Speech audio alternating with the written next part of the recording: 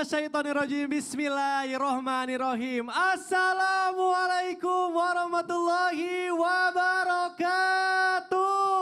Waalaikumsalam warahmatullahi wabarakatuh. Jamaah. Yeay. Oh, jamaah. Yeay. Alhamdulillah jamaah bertemu lagi bersama saya Mikdad Adausi tentunya di Islam Itu Indah. Masya Allah, tabarakallah, Allahumma sholli ala Sayyidina Muhammad wa ala ali Sayyidina Muhammad. Ya Allah, gimana jamaah puasanya? Tadi sahurnya gimana? Kenyang ya? Masya Allah. Seperti biasa kita akan belajar bersama-sama tentunya dengan guru-guru kita. Ada Ustadz Syam, Ustadz Ahmad Kan, Ustadz Maulana. Mohon izin guru-guru. Nah jamaah, sebelum kita masuk ke pembahasan, ke tausiah dari guru-guru kita, saya ada tayangan dulu yang menarik untuk disaksikan. Kita saksikan sama-sama yuk. Ini dia. Ratusan calon pemudik berdesakan di Pelabuhan Sampit, Kabupaten Kota Waringin Timur, Selasa siang. Sambil membawa barang bawaan, 520 calon penumpang berlari menuju KM Kirana 3 milik Dharma Lautan Utama atau PT DLU dengan tujuan Pelabuhan Tanjung Perak, Surabaya, Jawa Timur. Sebagian besar dari mereka bahkan rela menunggu di depan terminal pelabuhan sejak malam hari karena takut ketinggalan kapal. Waduh, seru banget ya, udah berasa gitu aura ambience-nya. Aku ada di situ nanti. Oh ya? Kan aku mudik ke Makassar. Waduh, kan Ustadz naik pesawat kan. Oh iya benar juga sih. Tapi tetap ya auranya gitu udah mau Pokoknya mudik yang itu namanya seru mudik banget. itu kan walaupun mudik itu ternyata cuma ada di Indonesia. Betul. Dalam artian karena itu bagian daripada tradisi. Betul. Tradisi mudik itu luar biasa, menyenangkan. Menyenangkan. Karena sarana untuk silaturahmi. Betul. Lalu ingat, Masya Allah tabarakallah, hebatnya mudik ini adalah mengantarkan kita untuk mendapatkan kebaikan. Nah itu dia, baik. Ustadz tahan dulu nih karena Kenapa? masih ada tayangan yang menarik nih mengenai sambut lebaran warga antusias tukar uang baru. Nah ini dia uang baru nih, kita saksikan Itu sama-sama. saya juga. Oh iya, Kedatangan mobil kas keliling Bank Indonesia di Pasar Palmerah ini langsung diserbu warga pada Selasa siang. Meski harus antri di bawah terik matahari dalam kondisi berpuasa, warga tetap antusias untuk menukarkan uang baru. Sebelum menukarkan uang, warga harus melakukan pendaftaran secara daring sepekan sebelum dibukanya layanan kas keliling. Jika kuota masih tersedia, maka petugas akan melayani warga yang mendaftar di lokasi dengan jumlah uang yang ditukar maksimal 4 juta rupiah.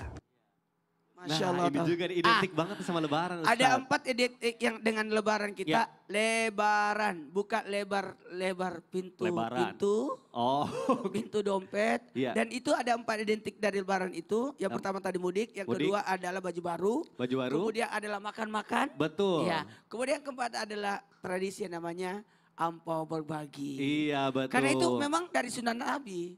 Oh gitu ya? Kita gini, di hari lebaran diusahakan tidak ada orang yang tidak punya makanan. Betul. Nah, baru kita diminta untuk dermawan di hari itu. Masya Supaya Allah. siapa yang dermawan di hari lebaran, Ya. maka dimudahkan rezekinya setahun. Amin amin ya Jadi Allah ya Rabbal betul-betul Alamin. jangan ada orang datang ke rumah kita dengan kecewa.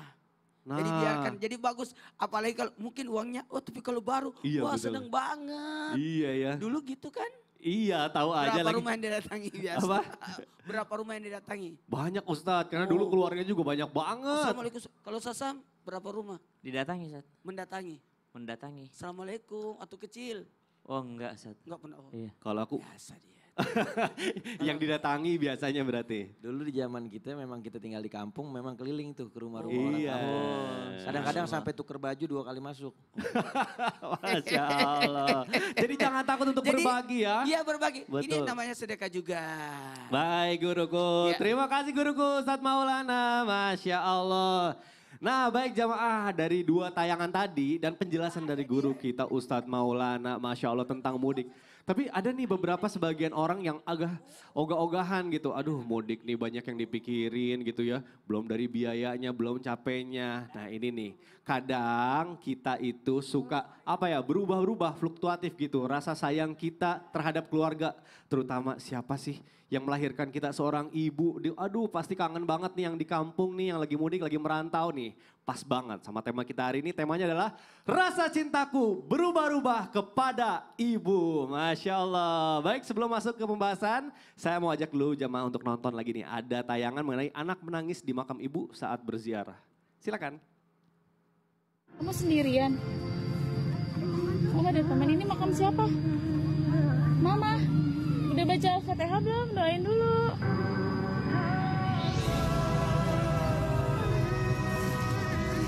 Baca doa dulu. Doain mamanya.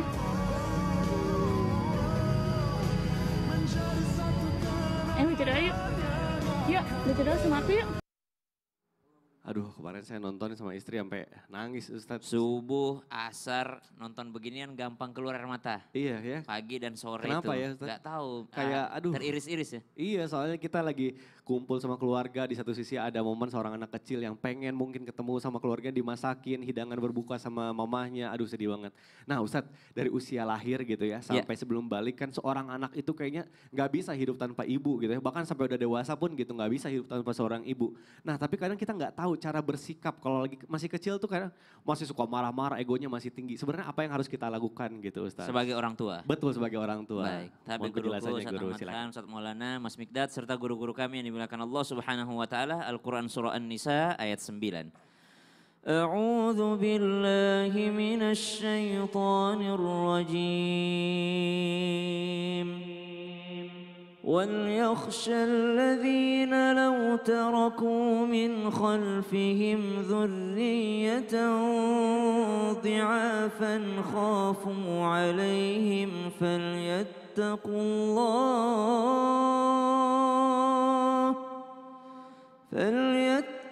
اللَّهَ وَلْيَقُولُوا قَوْلًا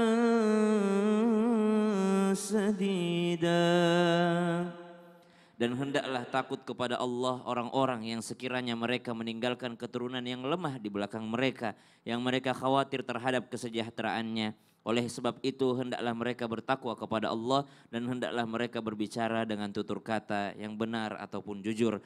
Maka apa yang mesti dilakukan oleh seorang orang tua terhadap anak yang masih kecil, usia 0 tahun sampai balita mungkin, atau mungkin sampai dia usia 7 tahun, maka Nabi SAW menggambarkan seorang anak yang lahir itu bagaikan kertas putih. Atau anak yang lahir itu terlahir dalam keadaan fitrah. Orang tuanya lah yang mengarahkan dia ke kanan, ke kiri ataupun lurus ke depan. Maka seorang orang tua mesti menanamkan kepada mereka jalan yang benar. Artinya dari kecil sudah diperlihatkan bahwa ini loh jalan orang tuamu nak. Ini loh yang disembah oleh orang tuamu nak. Setiap hari ayahmu beribadah kepada Allah Subhanahu wa Ta'ala. Setiap hari ibundamu berdoa kepada Allah Subhanahu wa Ta'ala. Ini loh yang dijalani oleh orang tuamu nak. Maka dengan menanamkan, memperlihatkan daripada arah sembah daripada orang tuanya, dari kecilnya, dari lahirnya, dia diperlihatkan oleh orang tuanya tentu saja dengan teladan yang baik. Yang kedua, apa yang bisa dilakukan ataupun diperbuat oleh seorang orang tua bagi anak yang masih kecil tanpa bermaksud menggurui ataupun mengajari, ini pun sedang kami jalani. Maka kekuatan terbesar yang Allah berikan kepada kita sebagai orang yang beriman adalah dengan doa. Banyak orang tua baru sibuk mendoakan anaknya setelah kelihatan anaknya besar. Doakan Ustadz, anak saya sekarang kayaknya udah mulai berubah. Dahulu waktu masih kecil dia soleh, dahulu waktu masih kecil dia seperti ini. Maka ulama kita mengajarkan, jangankan dia sudah lahir, dari dalam kandungan pun orang tua telah memberikan doa-doa terbaiknya. Lihat seorang Imran, dalam surah Ali Imran diceritakan bahwa ia mendoakan daripada janin yang berada di dalam perut istrinya. Maka setelah lahirnya pun didoakan oleh orang tuanya. Maka kekuatan doa dan teladan inilah yang patut untuk kita berikan kepada anak-anak kita. Tanpa bermaksud menggurui ataupun mengajari, semoga anak-anak kita bisa mencontoh dan juga mengambil manfaat daripada doa-doa orang tuanya. Amin ya Allah. Karena kalau mau diajarin ini masih toddler. Betul. Masih tantrum betul, gitu. Masih Waktunya belum, main. Iya, berarti sebagai orang tua intinya kita jangan pernah capek mungkin ya Ustadz buat mendoakan anak kita sampai terus. kapanpun ya. Biasanya kalau sama Jian tuh aku bilang begitu tuh jangan gitu. Kayak tuh jangan sampai kayak gitu. Oh. Tugas kita mendoakan. Saya taunya tuh anak ya, ya. kenapa kita nggak boleh? Tidak boleh gigi ketemu gigi. Iya. Oh gitu? Iya. Allah akan ambil cabut itu anak. Aduh ya Allah. Makanya jangan dimarahi anaknya. Gigi Iya. ketemu gigi. Ya Kalau saya Allah. aman. Gak pernah ya? Enggak ketemu. Ya, saya nggak berani ngomong. Baik, terima kasih guruku Ustadz ya. Masya Allah, tabarakallah.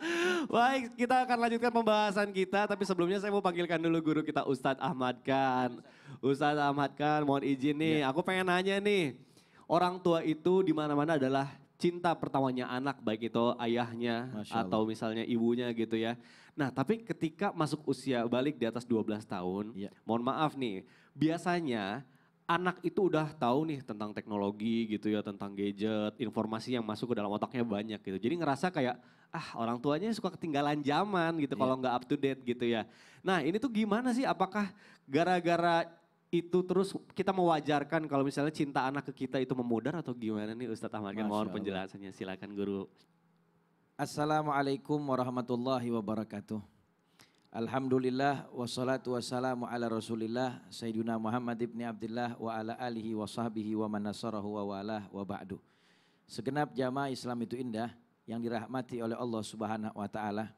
Banyak di antara anak-anak yang berpikiran atau beranggapan bahwa seorang ibu itu cintanya ketinggalan zaman kepada anaknya. Padahal perlu kita ketahui bahwasanya orang tua itu selalu senantiasa mencintai anak-anaknya, bahkan mereka memiliki cinta yang tidak ada habisnya untuk anak-anaknya. Bahkan orang tua rela untuk berkorban dengan apa yang ia miliki untuk anak-anaknya. Tetapi anak belum tentu mau berkorban untuk orang tuanya. Perlu kita lihat bagaimana kisah yang luar biasa di dalam ceritanya Alqamah. Salah seorang anak yang durhaka kepada orang tua, di akhir hayatnya ketika dia mau meninggal dunia, dia mengalami sakaratul maut yang sangat sulit. Sampai-sampai didatangkan baginda Rasul Nabi Muhammad SAW untuk melihatnya. Lalu kemudian baginda Rasul Nabi Muhammad SAW bertanya kepada orang-orang di sekitarnya, apakah Alqamah ini masih memiliki seorang ibu? Lalu kemudian dijawab, masih ya Rasul, kalau begitu datangkan ibunya ke sini. Karena sudah diupayakan untuk dia agar dimudahkan sakaratul mautnya, tetapi sepertinya yang menghalang hal tersebut adalah ridho daripada ibunya. Maka didatangilah ibunya Alqamah, diminta untuk mendatangi atau menghampiri daripada Alqamah ketika sedang sakaratul maut, tetapi ibunya menolak. Lalu kemudian Nabi katakan lagi, katakan kepada ibunya, seandainya ibunya tidak datang ke sini, maka niscaya Alqamah akan sulit untuk meninggal dunia, maka tidak ada cara lain selain kita membakar jenazahnya. Maka datanglah ibunya, lalu kemudian melihat Alqamah, lalu kemudian meridhai anaknya, lalu kemudian Allah mudahkan meninggalnya Alqamah pada saat itu dengan ridhonya orang tua. Seorang ibu sekalipun dia kecewa ataupun kesal kepada anaknya, tetapi tidak akan hilang rasa cinta di dalam diri seorang ibu kepada anaknya. Sekalipun banyak anak yang mengatakan bahwa terkadang cintanya orang tua itu ketinggalan zaman, padahal harusnya kita memahami bahwa orang tua itu memiliki cinta yang luar biasa kepada anaknya. Makanya baginda Rasul Nabi Muhammad SAW, beliau itu mengingatkan kepada kita anak-anak untuk selalu senantiasa mencintai orang tua kita. Ya, dengan cara apapun, dan anak-anak yang mereka mencintai orang tuanya itu salah satu cara yang paling mudah untuk bisa berbakti kepada orang tua. Aduh, Masya Allah, ini belajar dari kisahnya ini kayak tamparan nih buat kita. Kadang kalau udah sekolah, udah tahu ini, ngerasa lebih pintar dari orang tua kita. Nah Padahal, ini yang jadi masalah. ya Allah. Padahal kita nggak ngerti apa-apa diajarin sama orang tua. Iya, bisa ngomong juga diajarin. Diajarin sama orang tua. Ya Allah, aduh bikin sedih. Ustadz Ahmad, terima kasih penjelasannya, Masya Allah.